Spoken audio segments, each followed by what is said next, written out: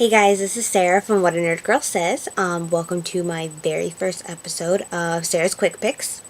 So for those of you who already follow me, you guys know that I'm a big book reader, and I always do my book of the week every week on Thursdays. But I would like to say that I do read way more than one book a week, for the most part, and it's really hard to narrow it down to what book I'm going to share with you guys, and I wish I could share more, but it actually takes a lot of time and effort to write that, especially since I really want to give good reviews, and I'm trying not to do spoilers anymore.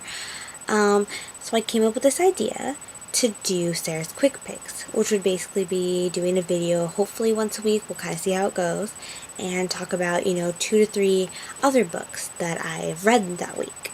And just a quick review, just kind of show you guys, hey, look, this is what I'm reading this week, and we can kind of go from there. So, here's the first episode.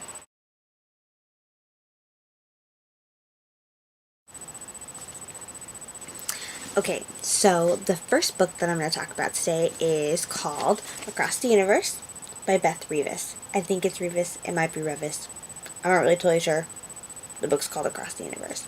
So this book is about Amy, who is frozen, and she's put on a spaceship with her parents and a bunch of other people who are going to be frozen for 300 years while they go to this new planet where they are going to basically kind of start over.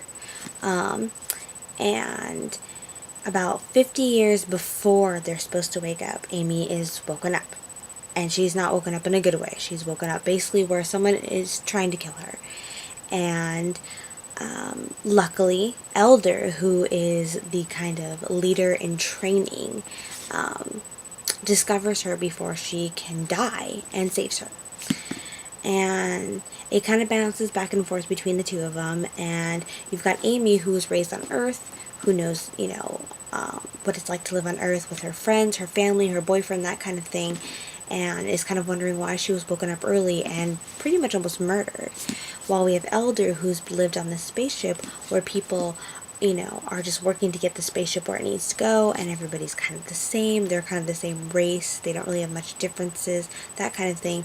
And how they're both kind of fascinated by each other, but they're also kind of, not kind of sure whether to, have a friendship or anything like that.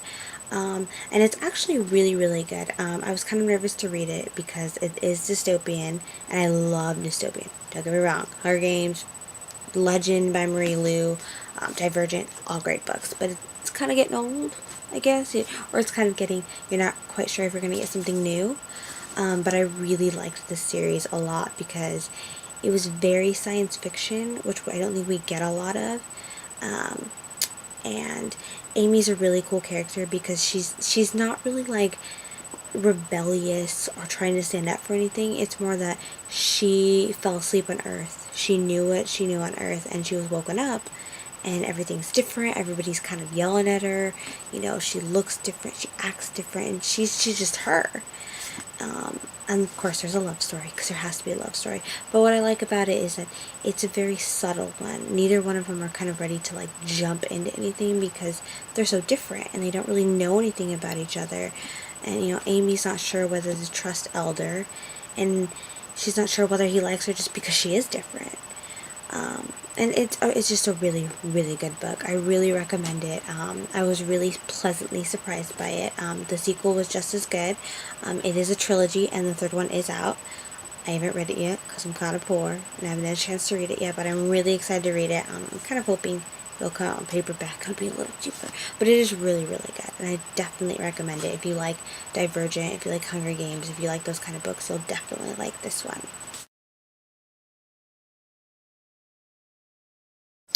Okay, so the second book that I'm going to talk about on episode 1 is The Karma Club by Jessica Brody, who also signed it. Very fancy. You may have noticed my interview. If I've posted it yet, I may not have. I'm not sure when I'm going to post this video. Okay, I'm rambling. I do that on my blog. Apparently I'm going to do that on the blog too.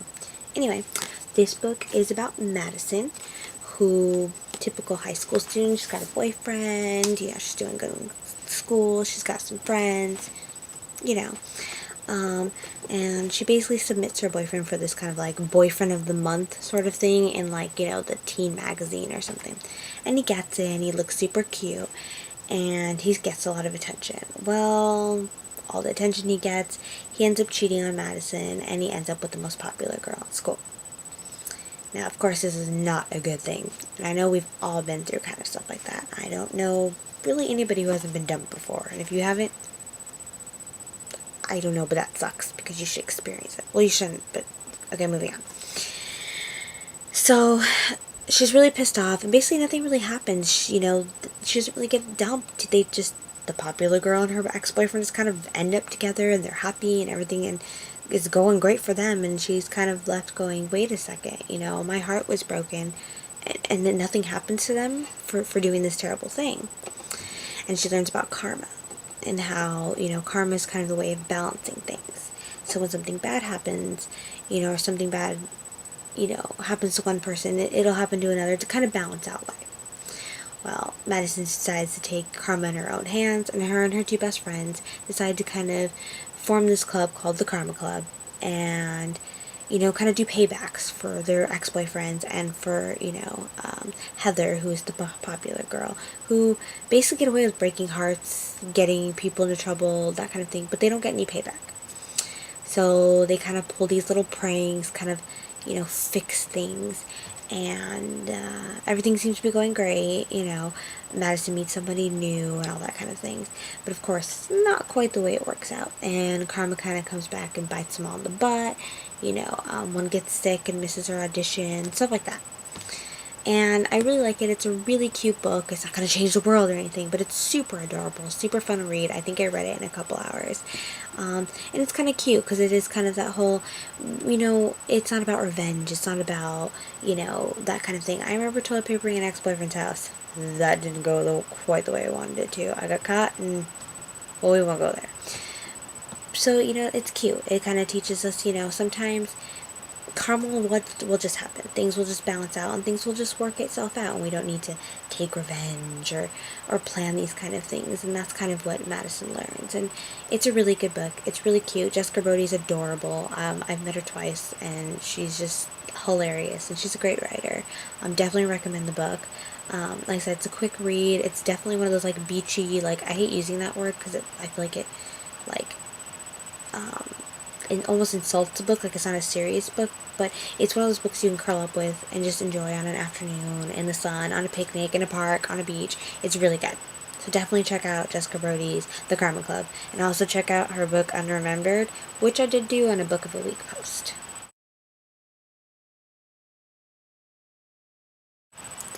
Okay guys, the last book I'm going to talk about today is called Hes Gone by Beth Caletti.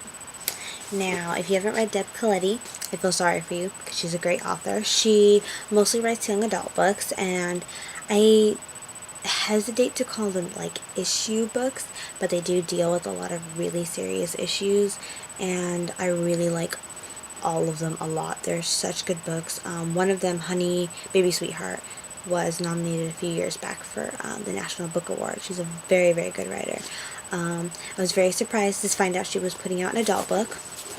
I know I don't usually read those as much. I'm very YA, but I did really, really like this one. We follow Danny. I double checked the name, sorry. Danny, whose husband goes missing, and she's not quite sure why or what happened. She's not sure if he leaves her or if something happened. There's really no clues or anything. And as she kind of struggles to find out what happened to him, you kind of get the background story of their relationship to begin with, and how it's, in the beginning she's very, oh, I love him, the relationship is perfect, we're soulmates. You kind of get the background story, how their relationship started, basically when they cheated on their ex-spouses with each other, and how it kind of started on a bad note, that way. And it's a really deep, I don't know, want to say deep, it is deep.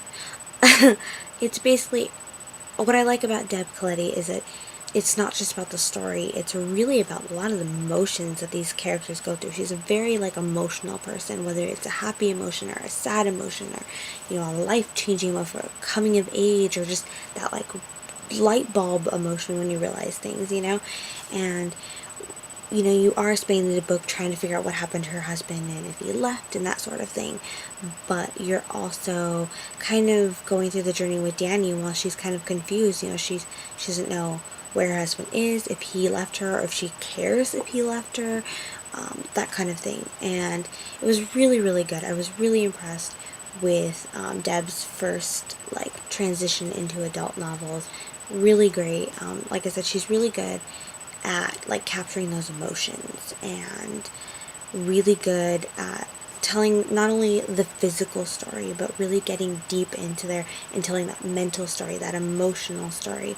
And she's really good at capturing the humanity of people in different situations, and she's really impressive. And like I said, I know I'm mostly YA. I know you guys are probably mostly YA, but she's a really good adult author. She really, really is.